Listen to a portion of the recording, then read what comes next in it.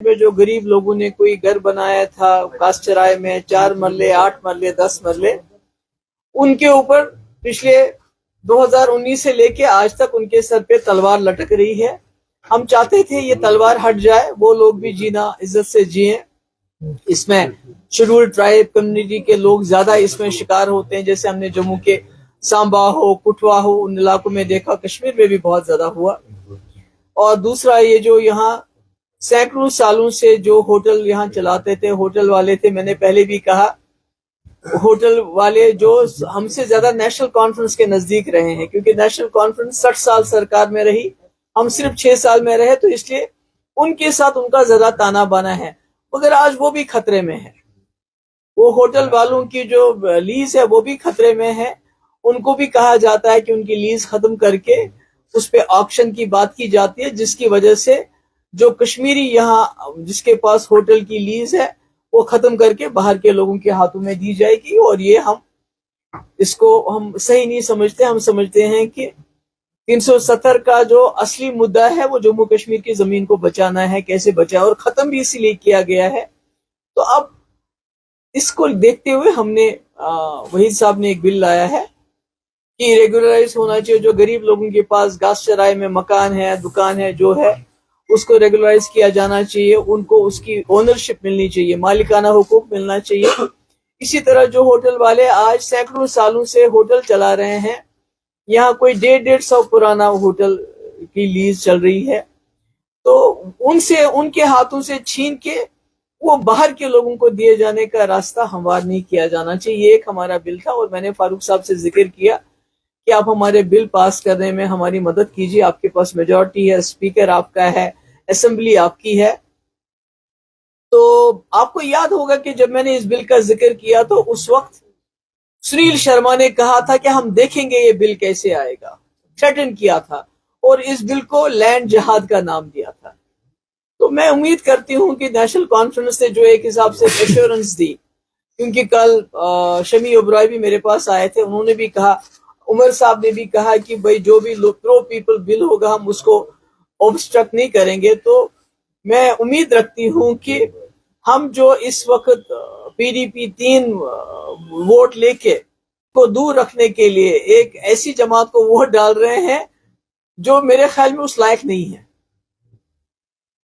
क्योंकि हम ये सोच के वोट डाल रहे हैं कि हम चाहते हैं कि जो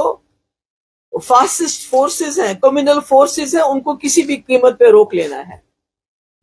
मगर ये लोग ऐसा नहीं सोचते हैं। ये वक्तन फवक्तन जब पीएचडी हमने बनाई कि हम जम्मू कश्मीर को एक यकजा करके रखेंगे, एक कलेक्टिव लीडरशिप देंगे ताकि जो आने वाला मुसीबत है बीजेपी की तरफ से उसका मुकाबला कर सके, उसको भी तोड़ दिया जब इनको अपने लगा कि इसमें फायदा नहीं है। आज जबकि इंडिया अलायंस का ये हिस्सा है और कांग्रेस सबसे बड़ी पार्टी है, और कांग्रेस वाहिद ऐसी पार्टी है जिसका लीडर वाहिद राहुल गांधी जी इस वक्त पूरे मुल्क के अंदर मुकाबला कर रहे हैं बीजेपी का। तो इन्होंने उनको भी राज्यसभा से बाहर रखा। इस वक्त एक सीट क्या चीज होती है? तो यानी मेरे कहने का मतलब है ये इस लायक तो नहीं है कि इन पे भरोसा भी किया जाए, इनको वोट भी दिया जाए। और चूंकि हमारा मकसद बड़ा है, जैसे पीएचडी बनाते वक्त मेरा मकसद बड़ा था कि हम मिलजुल के जम्मू कश्मीर की हिफाजत करेंगे, यहाँ के लोगों की हुकूक की। और उसके बाद इंडिया अलायंस आज जो है वो भी बहुत बड़ी लड़ाई लड़ रही है, तो इसलिए हमने फैसला किया है हम वोट देंगे। और दूसरा हमारा बिल है डेली वेजेस का, जो आपने देखा कई दिनों से वो हड़ताल है भी, और बेचारे बड़े गरीब लोग हैं। और पूरा जो निजाम है, चाहे पीएचई हो, आरएनबी हो, इरिगेशन हो, हेल्थ हो, एजुकेशन हो, कोई भी डिपार्टमेंट देख लीजिए, 20-20, 25-25 साल से ये बहुत ही मामूली रकम पे काम करते हैं और कई लोगों को तनख्वाह भी नहीं मिलती है। और ये वजह थी, मैंने अपने दौर में इनका बायोमेट्रिक करवाया था और मैंने एसआरओ भी लाया था इनको रेगुलराइज करने के लिए, पर फिर सरकार गिर गई। तो आज हमने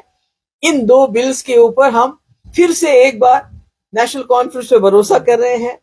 कि इन्होंने जो हमें वर्ड दिया है, खासकर फारूक साहब ने जो वर्ड दिया है और जिसको कल शमी ओबराय ने दोहराया, उसका पास करते हुए प्रेफरेंस है उसमें दे देंगे, यानी शमी ओबराय को देंगे। हम 4th में नहीं देना चाहते हैं,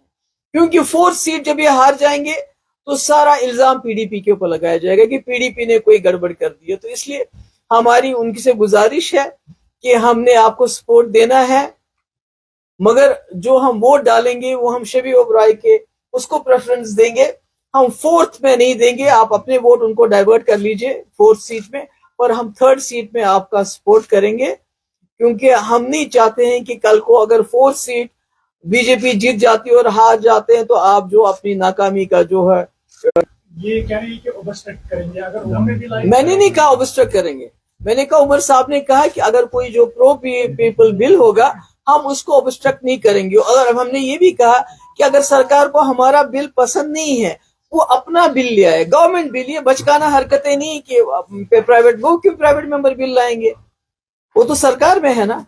پرائیویٹ ممبر بل تو ہم لائیں گے نا، ہم اپوزیشن میں، وہ تو اگر وہ کوئی چیز کرنا چاہتے ہیں تو گورنمنٹ بل لائے، ہم بھی سپورٹ کریں گے، یا ہمارے بل کا سپورٹ کریں یا اپنا بل لا کے ہمارا سپورٹ لے لیں۔ محبوب جی، آج ریزولوشن بھی گیا تھا آپ کی پارٹی کی طرف سے جس میں کہا گیا تھا کہ وقت بورڈ کو ریسٹور کرے یا متحدہ مجلس عمل کو وہ ہینڈ اوور کیا جائے، لیکن وہ بیلٹنگ میں جو ہے ڈراپ ہوا ہے وہ ریزولوشن۔ نہیں، وہ تو وہی نہیں، دوسرا جو ہم نے ایمنسٹی لایا تھا بجلی کو لے کے کہ ون ٹائم ایک بار معافی ملنی چاہیے، کیونکہ آپ کو پتہ ہے جب سے سمارٹ میٹر لگے ہیں جس کے مخالفت عمر صاحب الیکشن سے پہلے کرتے تھے اور یہاں 200 یونٹ بجلی فری بھی دینا چاہتے تھے، آج سمارٹ میٹروں نے جموں کشمیر کے لوگوں کی کمر توڑ دی ہے، تو ہم نے ایک لایا تھا ریزولوشن، فیاض صاحب نے لایا تھا، یہ کہہ کے کہ ون ٹائم ایمنسٹی ملنی چاہیے لوگوں کو، خاص کر غریب لوگوں کو جو وہ اتنا بل نہیں دے پاتے ہیں، تو اس کو بھی ریجیکٹ کیا، اس کو بھی ریجیکٹ کیا، تو مگر میں چاہتی ہوں کہ بل کو جو ہے اس کو ایکسپٹ کرنا چاہیے۔ اب یہ میرے خیال میں یہ بال از ان دیئر کورٹ، یہ لوگوں کی عدالت میں ہے، اب چاہے ہمارا لینڈ کا بل ہے یہ اس کا فیصلہ اگر انہوں نے اسمبلی میں نہیں کیا تو پھر لوگوں کی عدالت میں اس کا فیصلہ ہوگا۔ تھینک یو سو مچ۔ ہر مدعا آپ نے جو بھی کوئی سامنے لایا اس میں یہ کہا گیا کہ with in short period of time, شاید 4 دن کی اسمبلی چاہیے، سپریم کورٹ کا آرڈر ہے کہ جو بھی کوئی مسئلہ ہوگا سب جسٹس لائک اسٹیٹ میں وہ اس میں ڈسکس نہیں کیا جائے گا، تو کتنا بڑا نیگیٹو راستہ جا رہا ہے، اسٹیٹ کی بات ہی نہیں ہوگی اس سے۔ نہیں دیکھیے، میں تو نہیں کہتی ہوں کہ ایسی کوئی بات ہے کوئی چیز ڈسکس نہیں ہوتی ہے، 370 بھی سب جوڈیس تھا، بی جے پی ہر جگہ 370 کی بات کرتی تھی، کہاں 370 کی بات تھی، بابری مسجد سب جوڈیس تھا، ہر الیکشن میں وہ بابری مسجد کی بات کرتے تھے، میرے خیال میں یہ کنوینئنس کی بات ہے۔ دوسری بات میں اسپیکر صاحب سے گزارش کرنا چاہتی ہوں کہ جو پچھلا 2024 کا الیکشن نیشنل کانفرنس سے پی ڈی پی یا کسی جماعت نے لڑا تو ہم نے لڑا فریڈم آف ایکسپریشن، یعنی لوگوں کو اپنی بات کہنے کا حق دیں گے ہم جب ہم سرکار بنائیں گے یا اسمبلی میں آئیں گے۔ آج اس کو پھر سے دبایا جا رہا ہے، کیونکہ میں نے سنا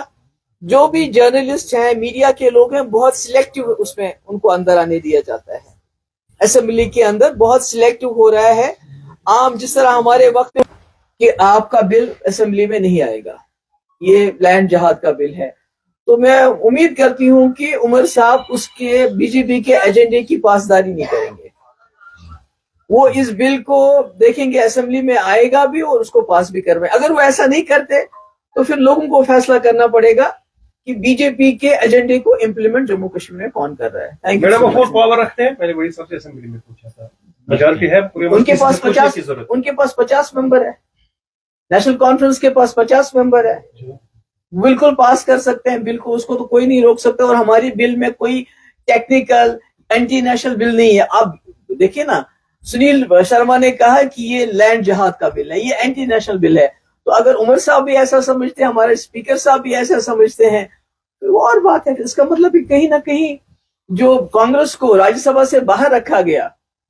کس کے ایجنڈے کی اوپر ان کو رکھا گیا باہر، تو سوچنے والی بات ہے۔ اور اگر آج ہمارا لینڈ کا بل باہر رکھا جائے، اس کو ووٹ نہیں کیا جائے، تو اس کا مطلب ہے کہ جو سنیل شرما نے دھمکی دی اس کو نیشنل کانفرنس پورا کر رہی ہے، سیدھی بات ہے۔ Thank you so